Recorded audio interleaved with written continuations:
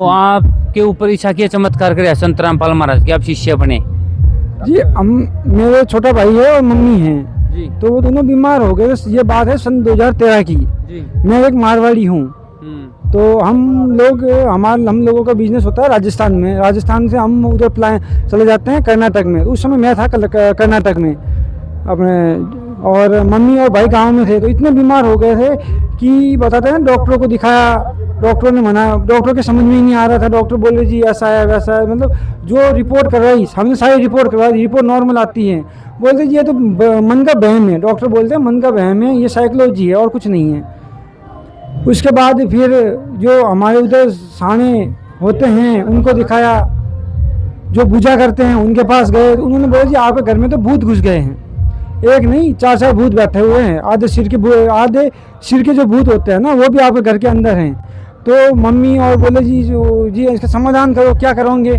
तो उन्होंने बताया जी ऐसा है कि हम इनको बाहर तो निकाल देंगे लेकिन इसके लिए पैसे खर्च होंगे। कितने होंगे जी? 30,000 रुपये बताए जी। सन 2013 के अंदर 30,000 रुपये बताए थे कि इनको निकालने के लिए 30,000 रुपये लगे थे। तो उस समय हम अपने हनुमान जी के मंदिर गए हुए थे। तो उसके बाद फिर उन्हें मना कर दिया जी हम, मेरे बस की नहीं है। उसके बाद दूसरे सेवड़े के पास गए जो हमारे परिवार के अंदर ही थे। तो उन्हें कुछ दिन तो उन्हें बुलाया, लास्ट में उन्हें ये बोला जी कि ये हम भूत को बाहर नहीं निकाल सकते, इसलिए हमें 2 ईंटें मिल के हम निकालेंगे। तो मम्मी ने बोला जी ठीक है जी कोई बात नहीं आप निकालो।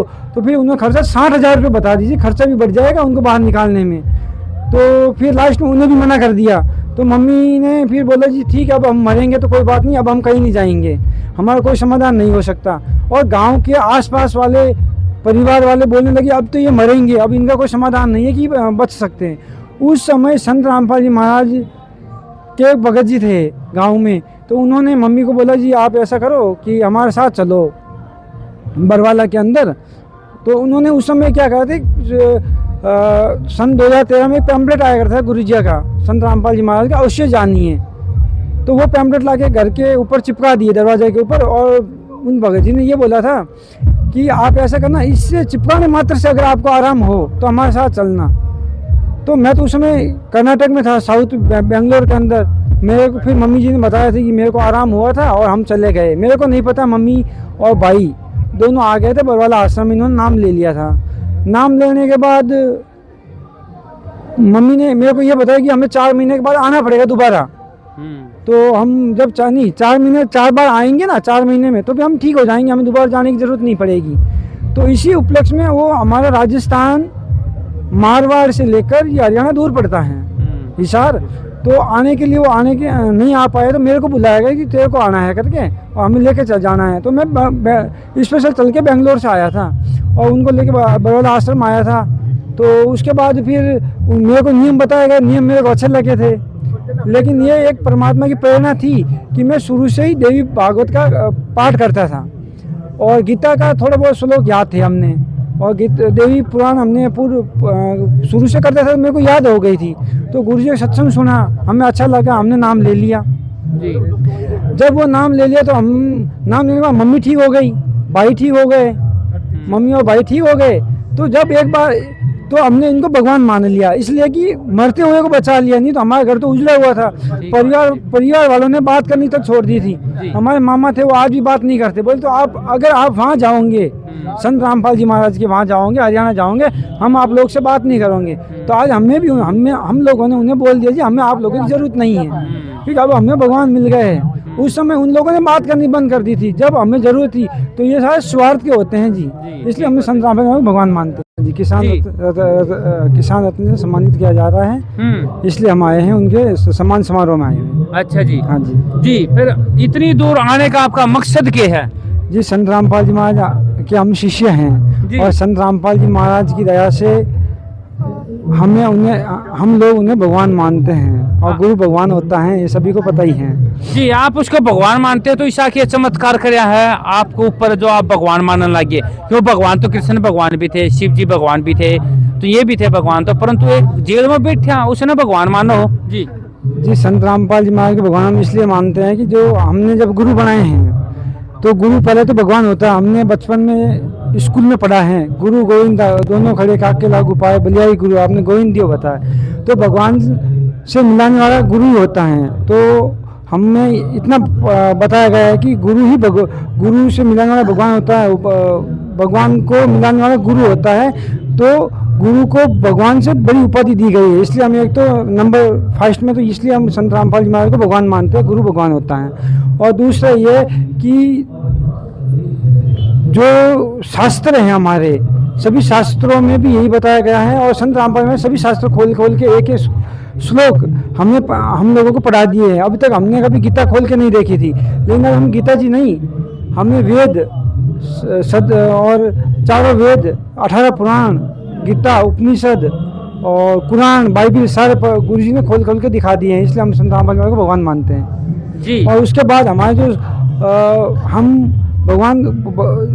हम जो दूसरे भगवान हैं, जैसे भगवान कृष्ण हैं, भगवान राम, हम उनको इसलिए मानते आए हुए हैं कि भगवान कृष्ण ने अपने गोवर्धन पर्वत जी को उठा के द्वारका मथुरा को बचा दिया था भगवान इंद्र के प्रकोप से। ऐसे ही संत रामपाल जी महाराज ने इस बार इंद्र के प्रकोप से संत रामपाल जी महाराज ने पूरा हरियाणा नहीं, आपके यूपी और राजस्थान तक को बचाया है। पूरे गांव बाढ़ में डूब गए थे, पानी हो गया था और लोगों को बचना मुश्किल हो गया था, सांस लेना भारी पड़ गया था, लोग गांव छोड़ के पलायन करने लग रहे थे। उस समय संत रामपाल जी महाराज ने मदद देके, हजारों लाखों रुपए की मदद करके, उनको पाइप और मोटर देके उन गाँवों को बचाया है। इसीलिए आज संत रामपाल जी महाराज जी के उस परोपकार को मद्देनजर रखते हुए इन लोगों ने डाया गांव और किसान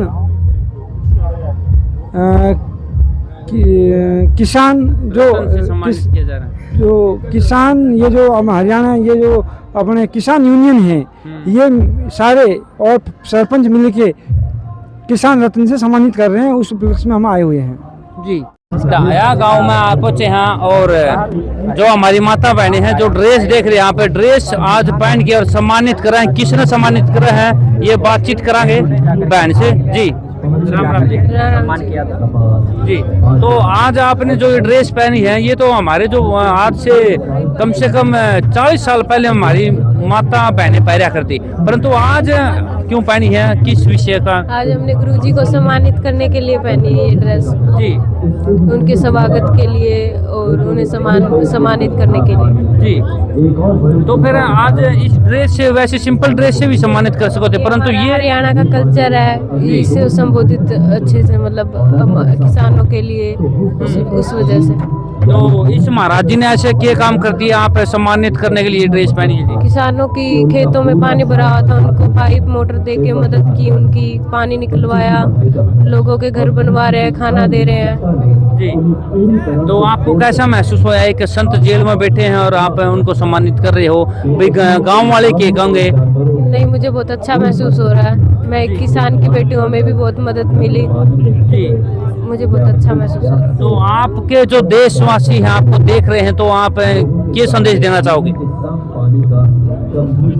जी भाई, देशवासी जो आपको देख रहे हैं, भाई आप कुछ ना कुछ तो संदेश दोगे? मैं ये कहना चाहती हूँ सभी से हाथ जोड़ के, कितनी मदद की उन्होंने जेल में रह के हमारी, सबको उन्हें सम्मानित करना चाहिए जी। ये एक नशे भी छुटवा रहे हैं, ड्रग्स वगैरह, हुक्का वगैरह, बीड़ी वगैरह, तो ये संदेश कैसे दोगे जी? ये तो अच्छी बात है, बुरी बात है, भाई पीनी चाहिए? तो अच्छी बात है, ये सब छुड़वा रहे हैं इनकी, ये तो बहुत बुरी बात है पीनी वगैरह। अच्छा जी जी जी, धन्यवाद।